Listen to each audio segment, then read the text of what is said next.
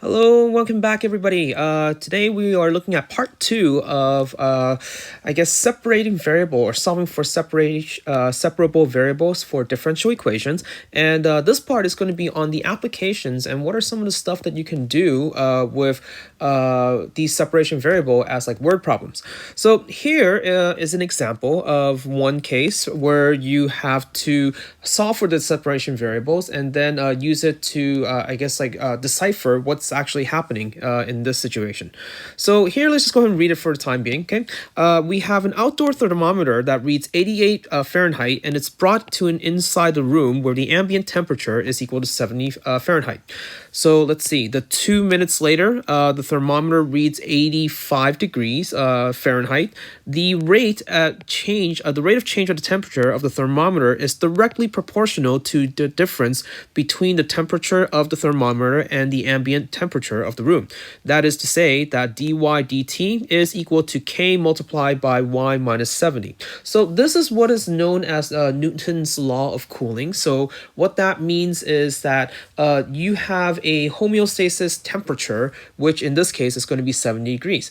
And depending on what your current temperature is, it's going to either cool down to that 70 degrees or it's going to, I guess, cool upward, if that's even a term, to that 70 degrees. And once it gets to the 70 degrees, you'll notice that for the differential equation, if and when y is equal to 70 degree, which is the ambient temperature or the room temperature, there's going to be no more change in the actual room temperature. So that's where this equation is actually coming from. So what's going to happen is we're going to go ahead and determine the following stuff. Okay, so one more thing I need to mention is that the further you are away from the ambient temperature in terms of where you're at, like what's your starting temperature, the more it's going to cool down or it's going to heat up. So like say for example, if you start at say 100 degrees, right, your rate is going to be a lot higher versus then like say if you're at 80 degrees where your rate is going to be a little bit slower because of the difference between the two values. Okay, so let's go ahead and see how this works out. I want to solve for or determine the value of k in this case. So let's go ahead and plug in according to what we have. Now, we know that the initial temperature in this case is going to be 88 Fahrenheit, and then the ambient temperature is going to be 70, and hence where that 70 comes from. Now, it says 2 minutes later, the thermometer reads 85 degrees. So that right there, from the initial temperature to the given temperature, that is going to allow us to determine what is the rate of change. It's not necessarily the instantaneous rate of change, but it's something that we can work with for a time being anyways. So dy dt, which represents that rate of change, is going to be equal to 88 minus 85 because that right there is the change in temperature. So that is your dy dt. So that is going to give us, let's see, I think 3 in this case, right? So that's going to be equal to 3. And that is what we're going to set to the equation, k multiplied by y minus 70. Okay, now since this is going to be the change in temperature at that instantaneous time, which is going to give us 85 degrees, then that means that y, we're going to go ahead and plug in as 85 then. Okay, so let's see, if we put that in there, then we're going to get 3 is equal to, let's see, oh, actually, you know what, I just realized something. This is actually the other way around because we are going from 88 to 85, so that means that our rate of change actually should be the negative of that because it's y2 minus y1, not y1 minus y2. So 85 minus 81 then. Oh, sorry, 83. So that's going to be negative 3 then. And it only makes sense, hopefully, that you have a negative rate of change because you're decreasing from 88 to 85. So now we're going to plug in the rest of it, k multiplied by 15. So that means that k is equal to negative 3 over 15, which I can write as negative 1 over 5. So as of right now, my differential equation is dy dt is equal to negative 1 over 5 multiplied by y minus 70. Okay, now let's think about this as a slope field, just so you can see what's actually happening, because want to make sure that you guys are understanding all of this, all this math right here. So let me go ahead and draw kind of like a slope field in this case. So let's say that t is going to be our variable because it's time, right? And that is in terms of minutes. And then we also have a capital T in this case, or you can call it y, because that's going to be your temperature. I'm going to go ahead and use y because that's a little bit easier to see how it goes. Earlier, we were saying that, hey, your differential equation, if y is equal to 70, right? If y is equal to 70 over here, you're not going to get any change in temperature because that is your homeostasis. So in terms of writing your, drawing your slope field, you're going to have a bunch of arrows that are pointing horizontally, because as you can see, when you plug in y is equal to 70, you're going to get 0 then for the slope. Now, t is an independent variable, so that makes it a little bit easier for us. Let's go ahead and see what happens if I plug in value of y that is going to be smaller than 70. So let's say if y is equal to 50 then that means that dy dt is going to be equal to -1/5 multiplied by 50 minus 70, and that is going to give us -1/5 times -20, so that means it's equal to 4. So at around 50 degrees, right, your slope is always going to be consistently at 4 then, so maybe something like this. Okay, and if you plug in say a lower that's number, you're probably going to have a slope that's going to be higher then, so maybe something higher like this and so forth. Okay, now as you plug in a value of slope that is closer to 70 but less than 70, let's say 60, right? So if y is equal to 60, then dy dt is going to be equal to -1/5 times 60 minus 70.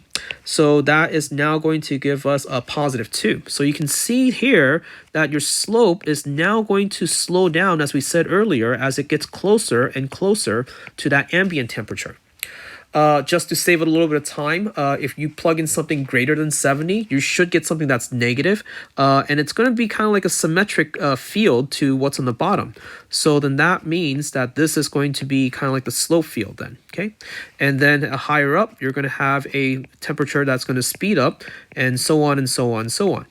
So in our scenario, since our initial temperature is going to be 88 degrees Fahrenheit, so then what that means is, oh wait, what happened? That is not good. I don't want to lose this.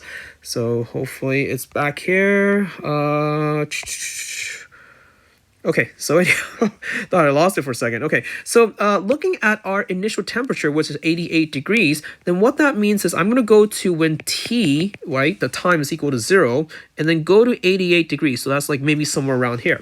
And as we said how slope field work, we're going to imagine dropping a pebble into a pond, which is the slope field, and we can then follow the pond to see what that original equation is going to look like. So this is going to be our curve for the function y is equal to whatever it is. Okay, so that's what we're solving for. But whereas, if you say you start with a temperature that is lower than 55 degrees, let's say that at 25 degrees, then you can see how the curve then would start from down here and then it will go upward this way. Okay, so it depends on which one is your problem then. But anyhow, take enough of that sidestep. Let's go ahead and go to part B right here.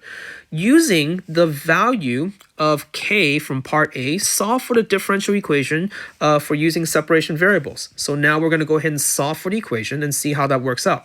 So I'm going to go ahead and erase all this part right here, just so that we can go ahead and find some space to solve for this. Let's see. So part B, let's see. This is part A over here. This is going to be part B next. I'm going to go ahead and separate the variables. Now, technically, if you didn't solve for k numerically from part A, you still can solve for this because k is just a constant. It just carries over next time. So don't worry about that if you didn't. But, if you did, then, that's great. So dy dt is equal to that thing. I'm going to go ahead and separate the variables by dividing both sides by y minus 70. And I'm going to go ahead and keep the -1/5 onto the other side with the dt over here. We can then go ahead and integrate both sides of the equation. So that gives us ln of absolute value y minus 70 is equal to -1/5 t and then plus c. Solve for c, right? Because at this point we can try to solve for it if we can, just to make our life a little bit easier. Remember, when t is equal to 0 at time is equal to 0, my temperature, y, is equal to 88 degrees. So that's what I'm going to plug into this case over here. Ln of absolute value of 88 minus 70, so that is going to give us 12, is equal to 0 plus c, so that means that c is equal to ln of 12. Now we're going to go back and try to solve for y isolated if possible. So ln of absolute value of y minus 70 is equal to negative 1/5 t and then plus ln of 12. We'll go ahead and take the e to both sides just to get rid of your ln. So absolute value of y minus 70. Always remember the absolute value because that does make a difference. E to the power of negative t over 5 and then plus ln of 12. And we're going to go ahead and change that because the ln and the e can cancel out. So we get e to the negative t over 5 multiplied by e to the ln of 12. And that e to the ln of 12, that guy is equal to 12 then. So that does make our life a little bit easier. So let's go ahead and write that in. So 12 multiplied by e to the negative t over 5 then. Okay. At this point, we're going to get rid of the absolute value from both sides. So y minus 70 is equal to plus or minus 12 times e to the negative t over 5. And we're going to go ahead and add the 70 to both sides. So my temperature equation is going to be this thing right here. And once again, we have to look back to our IVP over here, versus the time at 0, you have y is equal to 88. So in order for that to happen, my setup is that I need to go ahead and add to the other side then by that amount. So let's just check, make sure everything's okay. And I noticed that my math is wrong because 88 plugged in there, we're not going to get 12. We're supposed to get 18. So let me go ahead and make that quick mod over here. So this is 18. So then that means that this is going to be 18. Then this is going to be 18, and then there's 18 right here, and then there's 18, so this is going to be 18, and there we go. Now everything is actually starting to match up. So hopefully, you weren't one of those people that like caught it at the very beginning, and then now you're just kind of agitated that I've been using the wrong number the entire time. But anyhow, my equation is y is equal to 70 plus 18 times e to the negative t over 5. And you can definitely see that it matches up with my my brown equation right there, because you have to add to 70 in order to have a graph that is above it. But whereas if your initial temperature is less than 70, you'll probably use 70 minus the exponential equation then. Okay, so finally, part C, we're going to go ahead and use our equation to figure out what is the temperature, what time it is that the temperature is equal to 75 Fahrenheit. So 75 is equal to 70 plus, no longer plus or minus, so we got to get rid of that. So let's see, plus 18 multiplied by e to the negative t over 5. So 5 is equal to 18 times e to the negative t over 5. 5 over 18, and taking the ln because I'm going to skip a few steps over here, and that's equal to this right here. So now we have 5 multiplied to the other side with a negative. Negative 5 times the ln of 5 over 18 is equal to t, and I'm pretty sure ln of a fraction between 0 and 1 is a negative number. So let me just go ahead and plug that into the calculator just to see what that is. Negative 5 times the ln of 5 over 18. I'm using the calculator on the side just in case. So that means that t is approximately equal to 6.405, and that is in terms of minutes. So that's how long it's going to take for you to reach that temperature of 75 degrees. So somewhere over here, let's see. So if this is like 88 over here, then 75 is somewhere over here. And that means that this point right here is going to be that temperature of 6.405 that we came up with. All right, well, there you go. Hopefully that is a little insightful and you can see exactly what's going to happen. And actually, let's just verify one last thing too. Notice that according to my slope field, as t approaches towards infinity, then that means that the function itself for y is approaching towards that room temperature of 70 degrees. Let's just make sure that your differential equation over here does exactly that then. So limit as t approaches towards infinity of 70 plus 18 times e to the negative t over 15 t over 5. As t approaches towards infinity, then that means that this guy right here is going to, let's see. I feel like let's see, as t approaches towards infinity, right, so as t approaches towards infinity, this whole thing right here is supposed to go to 0 because you have an exponential function that is negative of the exponent. So that leaves me with 70 plus 0. So yes, it does head towards that homeostasis of 70 degrees, which is the ambient temperature. All right, thank you so much for watching. I will see you guys next time then. Have a good one. Bye.